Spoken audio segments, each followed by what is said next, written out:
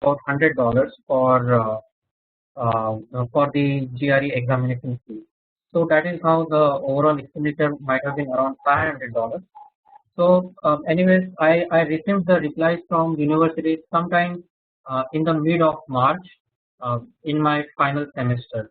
So then I had about a month of time to decide on which university I wanted to join, and then I decided on joining University of Kentucky. Um, it's not one of the very high ranked schools, but I put this picture here. This big building here. Uh, it's the library that University of Kentucky has, uh, and this library has the second largest collection of the books and materials and all kinds of journals in the US. So I think the on the number one is the Harvard library that has the, I guess, even larger collection. The point that I'm trying to make here is that although I was not in a top university, the facilities that are available in an average university uh, are tremendous. There are simply too many resources that you can actually use for your studies, your courses, just to do your research. So I joined there for chemistry PhD, and I had quite decent run during my PhD, and I overall have around 9 publications. Uh, Another important point is many of the students in India, when they are thinking about coming to US for higher education, one of the concern is the expense that but frankly, we earn stipend when we are doing PhD here, and the stipend is quite good amount that you can easily cover all your monthly expenses, and as well as yeah, if needed, you can actually be saving a lot of money each month. And I did that to certain extent, and the expense for PhD is zero. Rather, the US government probably spends a lot of money. So that I can work on my PhD. Now, when I was almost towards the end of my PhD, I was also involved in some other activities and reading about how the businesses they work and everything. So around towards the end of my PhD, I decided, okay, and around that time I also had my family, and so I thought, okay, I want to really go for another degree, which should be MBA, and for that the prerequisite is the GMAT examination. Um, so when I was also working on my dissertation and writing my thesis, I was also preparing for my GMAT. And when I was about to finish my PhD, I applied for GMAT. Again, I scored quite okay, and then I started my MBA immediately after finishing my doctorate study. Um, so Case Western Reserve University, it's a very good school. It has quite many number of Nobel laureates in its name. The MBA program is quite decent program. It's a top 50 management program in the US. So and while I was doing all these things, especially during my doctorate studies, I was of course a research assistant for few years, and then for few years I was a teaching assistant. The stipend that I mentioned that I was getting on a monthly basis was because I was a research assistant and teaching assistant for some time. And around the same time, I have been involved in the stock market. Just out of your curiosity, I started reading some books and tried to understand how the stock market functions. And then I have been also part-time trading onto the stock market. And right now, when I'm working on my MBA, I'm working part-time at the Cleveland Clinic. Cleveland Clinic is one of the very good hospitals here in the US, and I'm working on the administrative side. So that would be I work a lot into the finance, into the operations as well as the strategy side of it. So that's about it. I think I'm open for questions. If there are any students or anyone, if you want to know more about particular uh, uh, topics such as GRE or GMAT, I think I can speak on onto those points.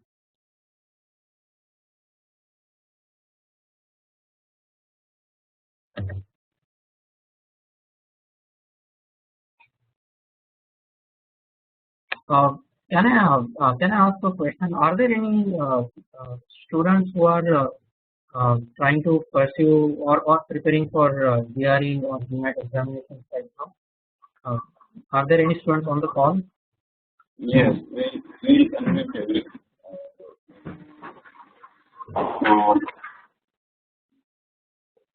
Let us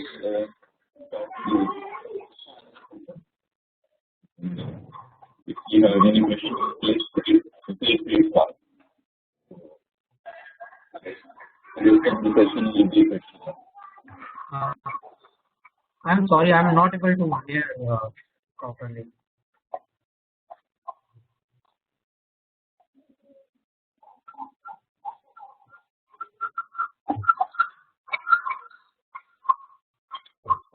Any question, friends? Any question? Hi, Nilesh. This is Anu. Hi, Anu. Yeah, hi.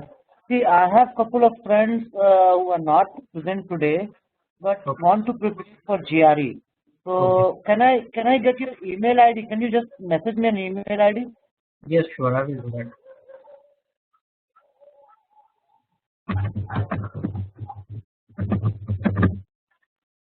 I sent my email address to you, Anu. I mean, I try to highlight a few points that I think are very important, and I have seen many of our, especially our students, struggling with those points. One is that almost all of the students, they think that they have to spend a lot of money when they come here for the PhD studies, which is not true. Which is, I mean, you don't spend anything. U.S. government is spending money on you so that you can do research for them. As simple as that. I mean, especially I'm talking about fields as chemistry or chemical engineering, and I have had friends in the fields such as mechanical engineering, electrical engineering, and similar other engineering fields. Generally, PhD stipend is for any kind of PhD studies, engineering related. They generally get paid monthly stipend, so it is free, and the quality of education from even an average university, I think it's much better than I guess many places in India.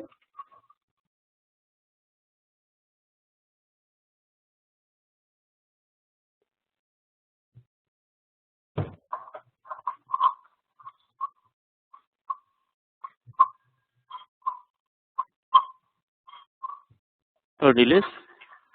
Yes, please. Yeah, this is Mahesh. Also, can you please highlight your social, also add it a little bit, the group? Oh, yes, yes. That will be great, yeah. Thank you. Yes. I came in contact with Mahesh and Vivek Bhau, I think in 2008, and from 2008 I have been in touch with the organization Ambedkar Association of North America, and I have to. I mean, they have really supported me well, and I have participated in a couple of events.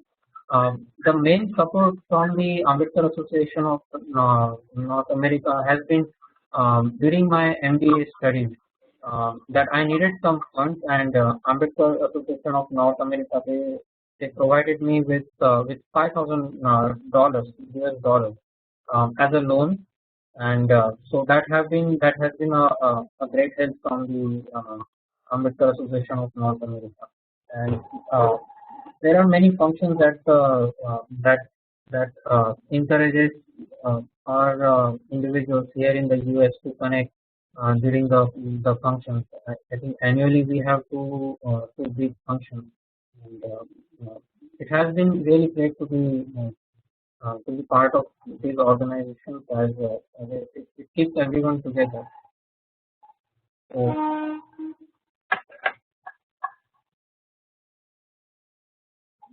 Thank you Nilesh. मुझे यही बताना था इधर कि काफ़ी student India से America आते हैं, लेकिन वो इन टच नहीं रहते। लेकिन नीलेश जब जब से अमेरिका में है तब से वो इन टच है और हर सोशल एक्टिविटी में इन्वॉल्व होते हैं। तो यही मुझे बताना था कि देखो, apart from studies he is in touch with all the activities whatever happening in state and also other part of the country. So he is very active in the social movement. I mean, yeah, that's true to some extent, Mahesh, and thank you for saying that.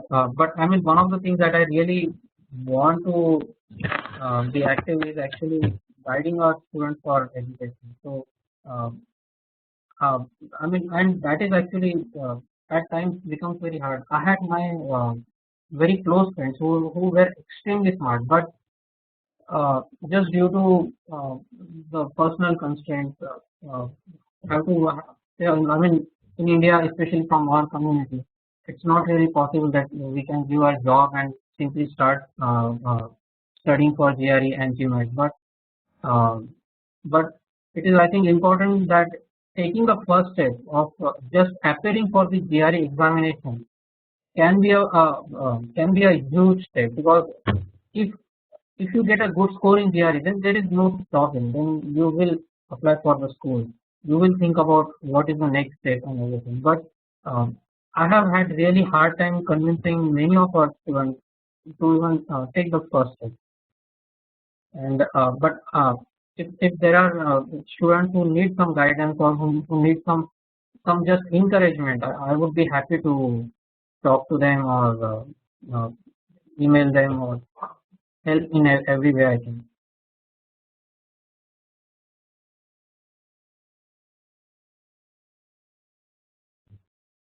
Hello, Nilesh, Snehal Gavai here. Hi, Snehal. Yeah, hi, Javi. Nilesh, I am my background is I am a BTech chemical and Uh, postgraduate from BT, that is industrial engineering, and mhm, almost 3 years of work in supply chain management. So I'm mhm. looking for PhD in supply chain management. My query is, I have started applying, but SOP and all other things are ready. I have not taken my test, but I'm waiting for my score improvement, because I think quant score is most important in supply chain management. Just one query, for PhD, do we need to talk to professors beforehand, before applying? Uh, yes, I think What it is what always will be the process? uh, I think it is always a good idea to keep communicating with professors well before, ahead of time, especially in management, in the field of management. It all depends upon how well you are able to connect and with the faculty themselves. If you are able to uh, convey your points across, many times even a low score might not be uh, a hindrance, as long as you have communicated your skills, your desires to the faculty themselves. I think it's always a good idea to show how much you are interested into that particular program, as well as that particular university, and um, I would definitely suggest doing that. Okay, thanks, Nilesh. Sure.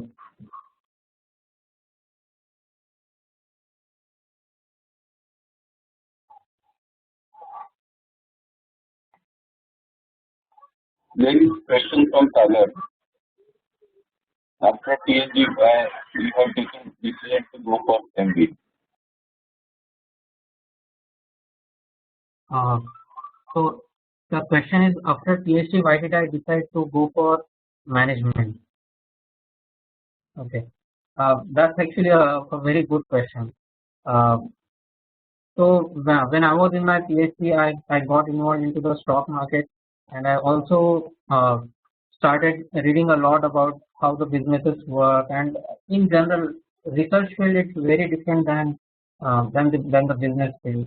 The principles, the speed, uh, overall it's very different. And after you know that, okay, there is so much there to learn. Um, and I think then at that point, then I had decided, okay, uh, either I can just decide to learn by reading newspapers, or by any other means, or I can simply just there to enroll into an MBA program which will expose me to a number of different business aspects, and that was my initial thought. And all I can say is that it has been a really good decision, that because I was a hardcore research person, that I would have become a postdoctoral fellow, I would have become a scientist, and that's definitely a good thing too. But then my personal aspiration was not only to know the nitty-gritties of whatever research I was working on, but to look at it from a very broad perspective, from a bigger picture point of view, and therefore I decided to go for the management MBA.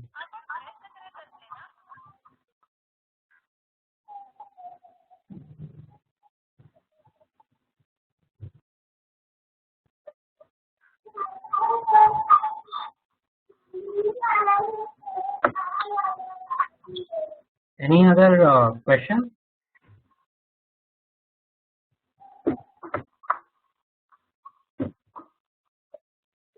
Other comments, questions?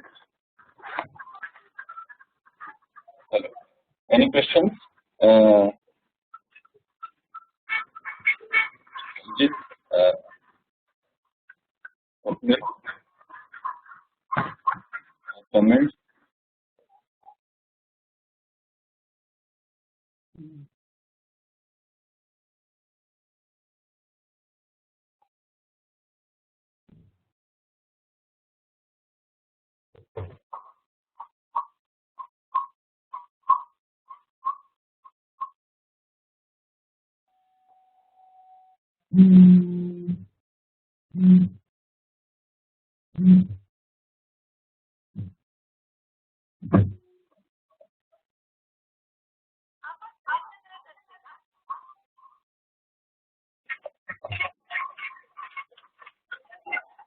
Any more questions, friends? Before we okay, one unmute.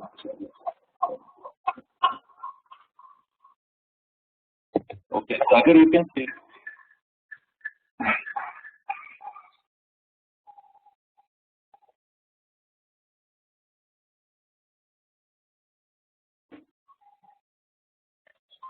Sagar, please ask.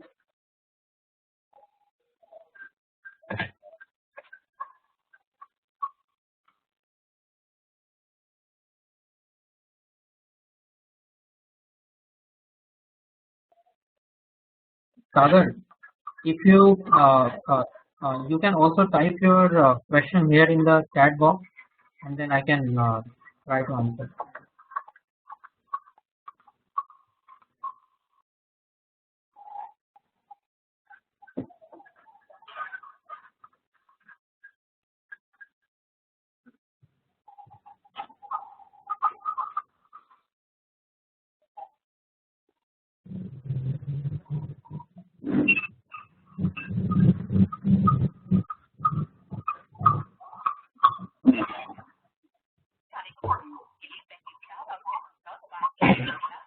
Okay, it seems. Ranjit, can you ask Sagar to write his question?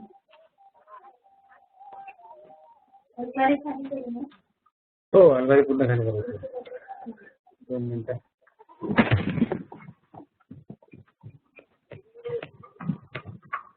Okay, he's right.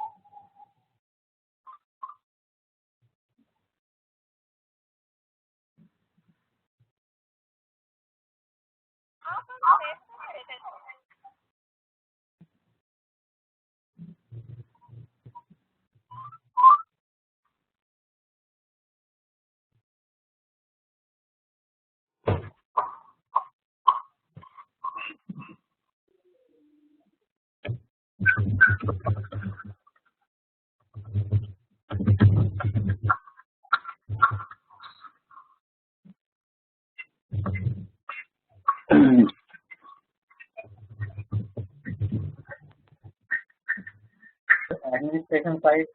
But the next point is when I am there at the clinic, I see that there are a number of Indian doctors. The ratio can be as high as for every 2 or 3 American doctors, there might be 1 Indian doctor. So the number of doctors overall in Cleveland, Indian doctors, it's a large number, and anyhow, like the situation, I think is going to get better after about 1 year or so when the Affordable Care Act kind of settles down. I think the situation for doctors is going to get better. Uh, that's inevitable. So, but especially in Cleveland, at least I think 2014 is going to be a tough time for the healthcare industry. Okay. That we can have like session on this medical field and Dr. Rahul, if you can engage some doctors, we can have a dedicated session for doctors, because this up and down will always be there, but there will be always opportunities in all the fields. So we don't have to bother about all those stuff, but there will be always opportunities in varied field, and people are going to USA, so we can also prepare and go. So yes, Lalit, we can have a session by either Dr. Sushant Akshande, Sushant can have separate session for doctors. We can identify the speakers also. So Lalit, maybe we can plan this in next 2 weeks. yeah, sure. Yeah. Thank you so much. And also, friends, if you know any study centers in India where people are from SC/ST community, they are preparing for civil services or something, or any other coaching classes, we can actually help them join this session. So please let us know. And because in past we have engaged some classes where more students can join at one time. Thank you so much, and thank you, Nilesh, again. And so it is. We have 4 more minutes. If there are any questions, you can ask. Can you elaborate? There is question from Raju Avsharmul. Okay, can you elaborate their difference in job market of top 50 universities versus universities ranked between 50 and 100? Is there a difference of job market for different universities? Top 50 and rest of the 50. So I think the job market has, I would say, 2 aspects. One is the city, and then the other is the ranking. So if the university has really good ranking, they will generally have their established network of companies who would generally come and have the career fair and hire individuals directly from the career fair. So if you are not a top 50 university, but if you are in a city like, let's say, New York, I think your opportunities are still going to be really very high. So that is, I think, one of the important points in selecting universities. If you cannot get into the top 50 universities, I would certainly say that try to target universities in good cities. Cities such as I would say Los Angeles or any big cities, Chicago. If you are in a good city, it means that the university, although it might not have a good, very good ranking, but it will have a very good alumni network. Just because sheer number of people and sheer number of I would say corporations and companies that are out there in big cities, and as long as you are in the big cities, your chances of getting a job right after your graduation, I think they go up really very high. So that's I guess my explanation on that one.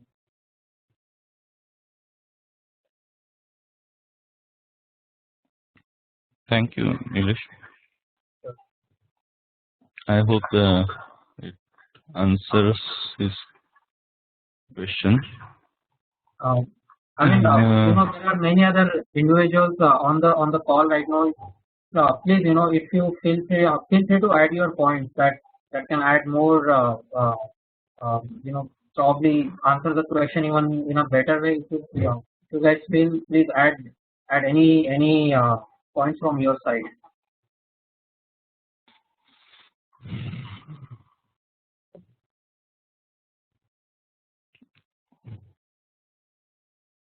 How married people can come to US for study? Ranjit's question. So again, I guess this is a. Can I answer this question? Yes, please. Yeah. So married people, I have seen this actually happening. That what happens is that even though you get married back in India, it would be one of the person that would have to be able to actually uh, have to find some kind of opportunity. And once let's say the husband finds an opportunity, I would say most of them they come into the IT field directly on a job. So if once the husband comes, then he definitely can bring all the dependents with him to wherever his job is. So the husband and the child would be on the dependent visa, and of course the child then would start going to the school, and wife cannot start working being on the dependent visa. Uh, but then there are some other ways that she can start going to school, or if she also has, let's say for example in this hypothetical situation, has IT background, even she can find a consultant and apply for the H1 visa at the right time of right application time, and both of them can be working in the US. So and it does happen quite in many cases.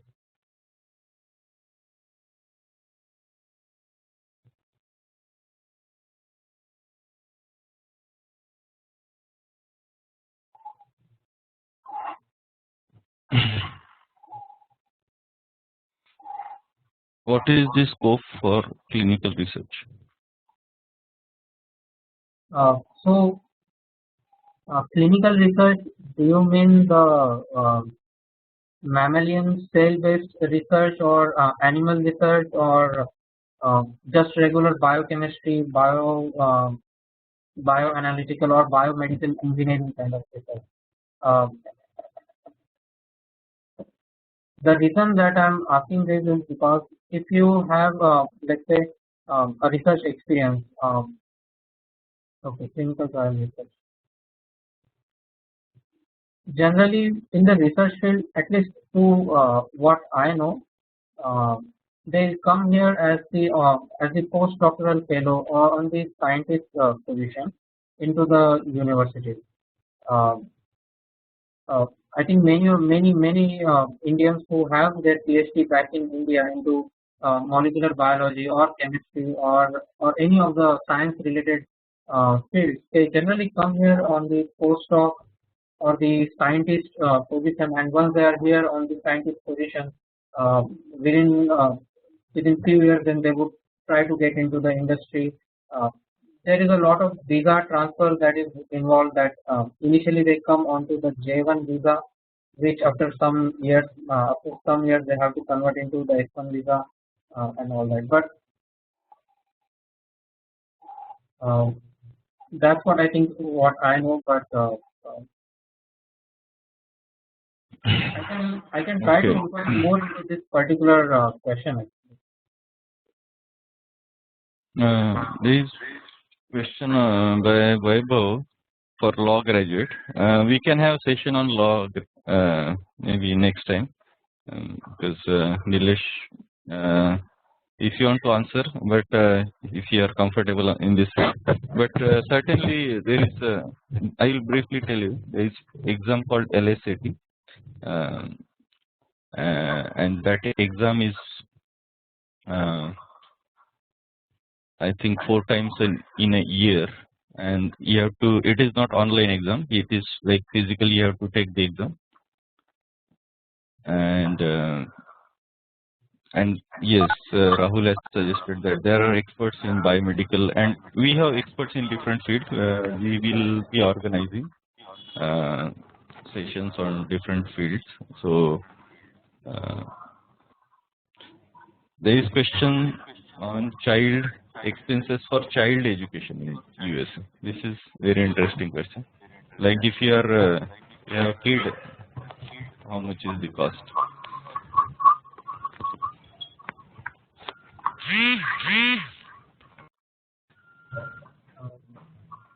Is it? I think. I mean, I have a daughter who is 3 years old.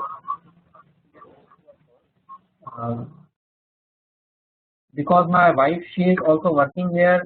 Therefore, when the child is not still at the age of that he or she is actually going to the school, we keep her in the daycare, and the daycare is quite expensive. I'll be upfront. Daycare is very expensive. But if your child is, I would say, at the age when they are when he or she is going to the school, then the school expenses are really low here. I think probably Mahesh can highlight more onto the exact expenses onto the education for the children. Uh, but if one of the person is at home, then then there is no daycare cost or anything else. And that's all.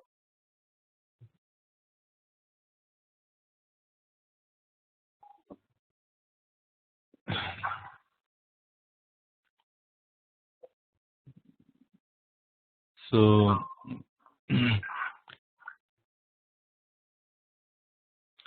are there any other questions, friends?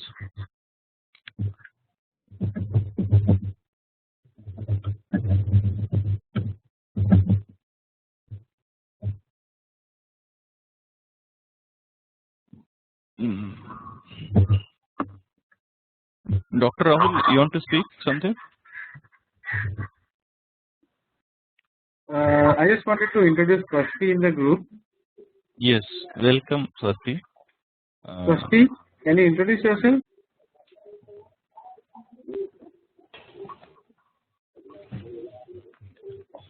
Swasti is basically a final year MBBS student, and he is planning to take USMLE Step 1.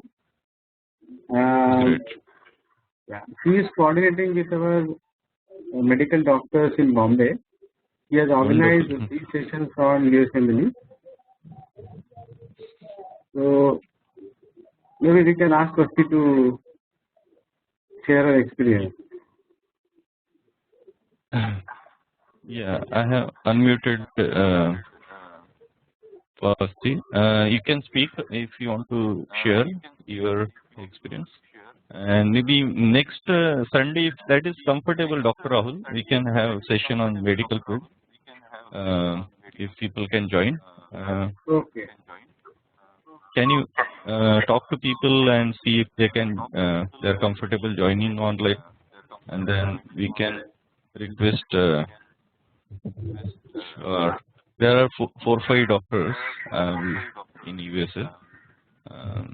Vela's wife is there. Sudeep Ingoli's wife is there. Lot of doctors. And so, yeah, Pankaj Mesram's wife is there. Lalit, actually, we have a seminar on 2nd March. Yes. Maybe after that we can have. Yeah, sure. Maybe following Sunday we'll have some time.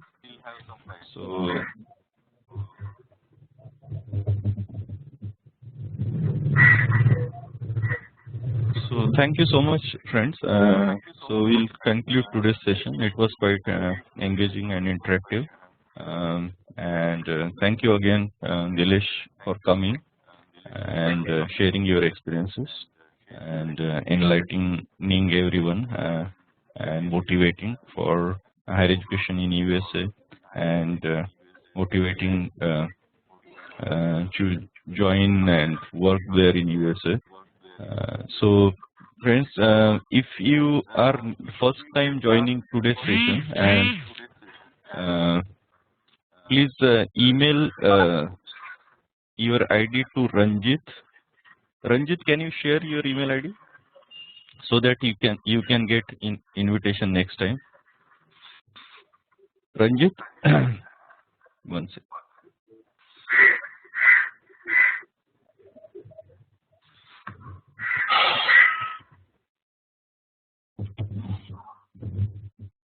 So before we close, please send your email ID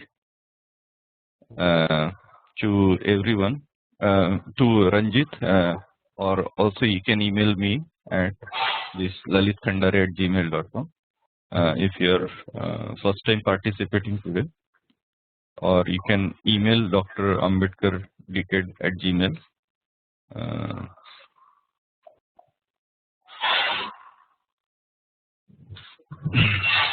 So you can get the invitation next time. Thank you so much. Thank you, Sagar and everyone for joining.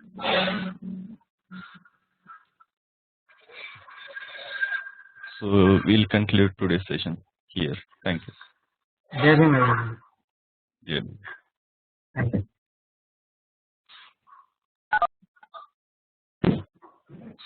Thanks, Naresh. Thank you. You're welcome.